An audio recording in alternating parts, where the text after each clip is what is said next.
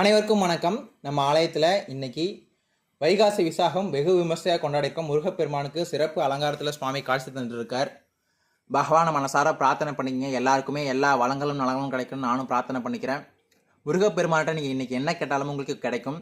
இந்த நேரத்தில் இந்த நிமிஷத்தில் நீங்கள் என்ன நினைக்கிறீங்களோ அது கட்டாயமாக நடக்கும். முருகரை மனசார பிரார்த்தனை பண்ணிக்கங்க. இன்றைக்கி பௌர்ணமி, சத்யநாராயண பூஜையும் சேர்ந்தே நடந்திருக்கு நம்ம ஆலயத்தில்.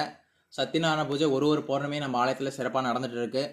உங்களை வேண்டுதல் எல்லாத்தையுமே பகவான்கிட்ட பிரார்த்தனை பண்ணிங்க. ஒரு பௌர்ணமியும் நீங்கள் வீட்டில் இருந்த மாதிரியே இந்த சத்யநாராயண படத்தை வச்சு நீங்கள் கலசம்தான் வச்சு வழிபடணும் அவசியம் கிடையாது. மனசார பிரார்த்தனை பண்ணாலே போதும். நீங்கள் நினைக்கிறது எல்லாமே ஈடேறும்.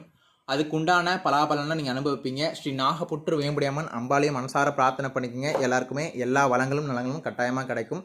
ஸ்ரீ நாகப்புற்று வேம்புடையம்மனையும் மனசார பிரார்த்தனை பண்ணிக்கங்க. வாராகியம்மனையும் மனசார பிரார்த்தனை பண்ணிக்கங்க. இன்னொரு நல்ல பதிவில் உங்களை சந்திக்கிறேன். நன்றி, வணக்கம்.